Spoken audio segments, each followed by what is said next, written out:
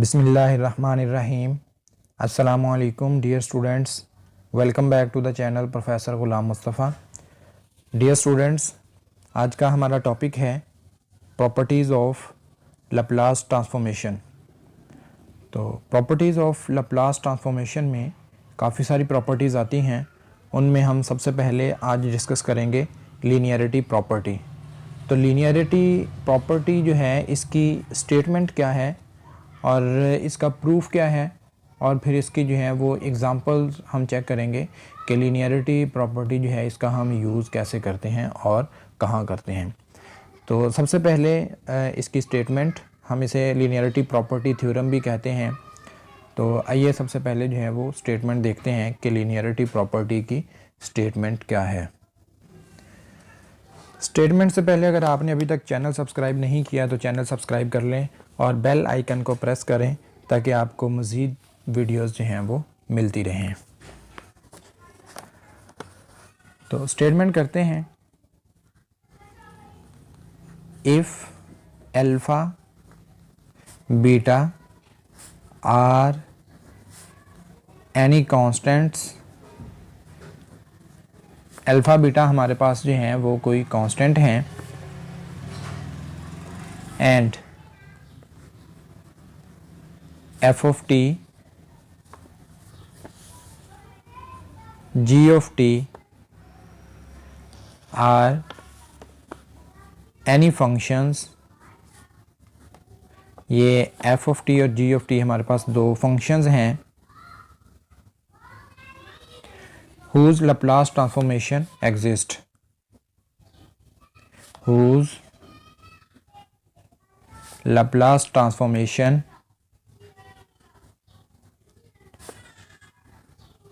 exist। यानी alpha beta दो constant हैं, एफ और जी दो फंक्शंस हैं जिनकी लैप्लास ट्रांसफॉर्मेशन जो है वो एग्जिस्ट करती है। देन हमारे पास रिजल्ट क्या आएगा, Laplace transformation of alpha F of T plus beta ji of T, it will be equal to, alpha constant है उसे हम बाहर निकाल लेंगे और लैप्लास ट्रांसफॉर्मेशन आ जाएगी एफ ऑफ टी की, प्लस बीटा कांस्टेंट है इसे बाहर निकाल लेंगे और लैप्लास ट्रांसफॉर्मेशन आ जाएगी हमारे पास जी ऑफ टी की। और समटाइम जो है वो हम इसे यूं भी लिखते हैं, आप इसे यूं भी कह सकते हैं कि Laplace transformation of alpha F of T plus beta ji of T is equal to alpha F of S, क्योंकि जो फंक्शन एफ ऑफ टी होता है इसकी लैप्लास ट्रांसफॉर्मेशन से जो आंसर आता है वो हमारे पास एफ ऑफ एस होता है, तो हम इसकी जगह एफ ऑफ एस भी लिख सकते हैं और यहाँ पे बीटा जी ऑफ एस। तो ये प्रॉपर्टी इस तरीके से भी इसकी स्टेटमेंट बताई जा सकती है और इस तरह भी स्टेटमेंट बताई जा सकती है, दोनों ठीक हैं। अब जो है वो हम इसका प्रूफ करते हैं। अब हम करते हैं इसका प्रूफ बाय यूजिंग डेफिनेशन। जो बेसिक डेफिनेशन है वो हमें जो है वो फिंगर टिप्स पे आनी चाहिए। बाय यूजिंग डेफिनेशन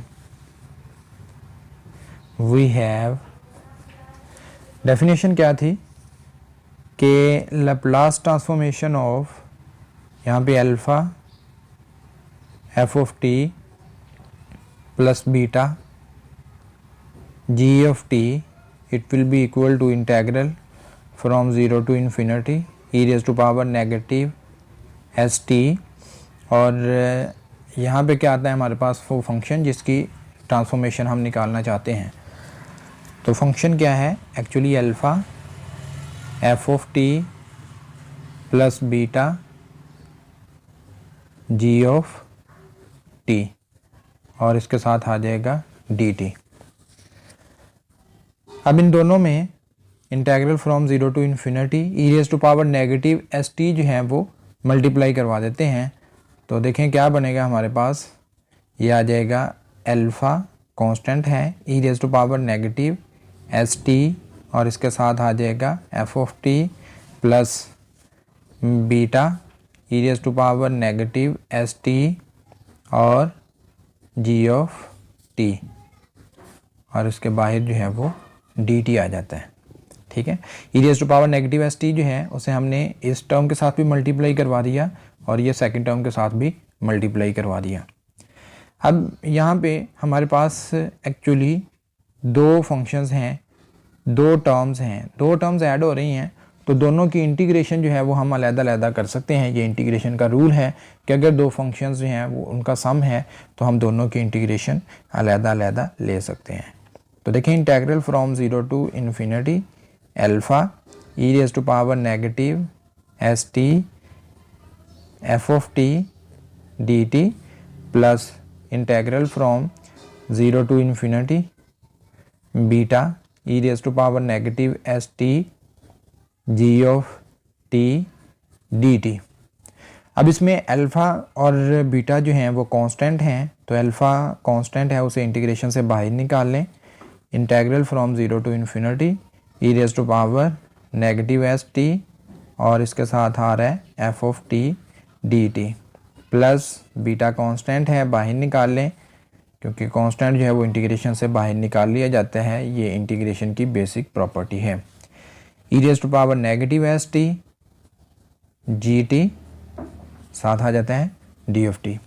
अब देखें, अकॉर्डिंग टू डेफिनेशन जो है वो लैप्लास ट्रांसफॉर्मेशन की, वो हमें क्या बताती थी, यहाँ पे देखें, अकॉर्डिंग टू डेफिनेशन हमारे पास integral from zero to infinity E raise to power negative S T, अगर यहाँ पे एफ ऑफ टी आ रहा है तो ये बेसिकली इक्वल होता है Laplace transformation of F of T, क्योंकि जिसकी ट्रांसफॉर्मेशन है वही E raise to power negative S के साथ नेगेटिव एस टी के साथ मल्टीप्लाई होता है। Similarly integral from zero to infinity E raise to power negative S T, अगर यहाँ पे जी ऑफ टी आ रहा है तो इसका मतलब हम ट्रांसफॉर्मेशन ले रहे हैं जी ऑफ टी की। तो यहाँ पे देखें, इसकी जगह हम लिख सकते हैं Laplace transformation of F of T और इसकी जगह पे Laplace transformation of ji of T. तो फिर हमारे पास जो है वो क्या बनेगा, ये आ जाएगा alpha Laplace transformation of F of T plus beta Laplace transformation of ji of T. और हमें ये भी पता है कि Laplace transformation of F of T से जो आंसर आता है उसे हम कैपिटल एफ एस कहते हैं, और Laplace transformation of ji of T से जो आंसर आता है उसे हम कैपिटल जी ऑफ एस कहते हैं। तो हम इसको रिज़ल्ट को यूँ भी लिख सकते हैं कि Laplace transformation of alpha F of T plus beta ji of T it will be equal to alpha, और Laplace transformation of F of t की जगह पे हम लिख सकते हैं f of s, similarly beta, और फिर Laplace transformation of ji of t की जगह पे आप लिख सकते हैं जी ऑफ एस। तो ये था हमारा कंप्लीट प्रूफ। तो लीनियरिटी प्रॉपर्टी जो है वो आपसे बाय डेफिनेशन आपसे क्वेश्चन यूँ किया जा सकता है कि state and prove linearity property of Laplace transformation, या फिर आपको जस्ट ये प्रॉपर्टी जो है वो डिफ़ाइन की जा सकती है कि ये इसकी स्टेटमेंट है, आप इसको प्रूव करें। अब इसकी जो है वो कुछ एग्जांपल्स करते हैं ताकि हमें आइडिया हो कि ये प्रॉपर्टी जो है हम इसको कैसे क्वेश्चंस में यूज़ करते हैं। तो चलते हैं एग्जांपल की तरफ। देखिए, एग्जांपल है हमारे पास कि compute Laplace transformation of 3t plus 5 E raise to power 2t। तो बाय यूजिंग लीनियरिटी प्रॉपर्टी, देखें, by using linearity property of Laplace transformation, we can write Laplace transformation of 3t plus 5 e raised to power 2t, it will be equal to 3 constant है बाहर निकाल लें, Laplace transformation of t और plus 5 constant है बाहर निकाल लें और यहाँ पे आ जाएगा Laplace transformation of e raise to power 2t। अब हमने जो है वो कुछ फार्मूलाज जो हैं वो ऑलरेडी पढ़े हुए हैं, हमें आते हैं कि Laplace transformation of e raise to power at जो है वो इक्वल होता है 1/s माइनस a, ठीक है। और सिमिलरली हमें ये भी फार्मूला आता है कि Laplace transformation of t raise to power n equal होता है n factorial over s raise to power n plus 1। तो फार्मूलाज को हमें अच्छे तरीके से अंडरस्टैंड करना होगा अगर हम क्वेश्चंस को इजीली सॉल्व करना चाहते हैं। तो देखें इसका आंसर क्या बनेगा, फिर ये आ जाएगा आपके पास 3 और यहाँ पे t रेज़ टू पावर 1 है, तो इसमें देखें आप n की जगह 1 पुट करें, इसका आंसर क्या बनेगा 1 factorial over s raise to power 1 plus 1 आ जाएगा, फिर प्लस 5 और e raise to power 2t, तो यहाँ पे अगर a है तो 1/s माइनस a आता है, अगर 2 है तो ये बनेगा 1/s माइनस 2। थोड़ा और सिंप्लीफाई करें तो 1 का फैक्टोरियल 1 ही होता है, यह आ जाएगा 3/s स्क्वायर प्लस यहाँ पे 5 से 1 को मल्टीप्लाई करवाएं तो 5/s माइनस 2। ये हमारे पास देखें आंसर आ जाता है। तो ये थी लीनियरिटी प्रॉपर्टी और इसका प्रूफ, और फिर हमने इसकी जो है वो लीनियरिटी प्रॉपर्टी की एग्जांपल्स जो हैं वो चेक की हैं कि हम इसको कैसे क्वेश्चंस में अप्लाई करते हैं। अब लीनियरिटी प्रॉपर्टी जो है वो इन जनरल भी हम लिख लेते हैं। हम याद रखें कि इन जनरल अभी तो हमने 2 फंक्शंस के लिए इसको देखा था, लेकिन हमारे पास फंक्शंस जो हैं वो 2 से ज़्यादा भी हो सकते हैं। तो लैप्लास ट्रांसफॉर्मेशन ऑफ α1 और f1 of t plus α2 f2 of t plus so on and αn f1 of t, यानी हमारे पास जो है वो n कांस्टेंट हैं और n ही फंक्शंस हैं जिनकी ट्रांसफॉर्मेशन जो है वो एग्जिस्ट करती है। तो हम क्या कर सकते हैं, बेसिकली हमने 2 फंक्शंस को पढ़ा कि 2 फंक्शंस ऐड हो रहे हैं तो उनकी ट्रांसफॉर्मेशन अलग-अलग की जा सकती है, लेकिन अगर n फंक्शंस भी ऐड हो रहे हों या सब्ट्रैक्ट हो रहे हों तो उनकी ट्रांसफॉर्मेशन भी अलग-अलग की जा सकती है।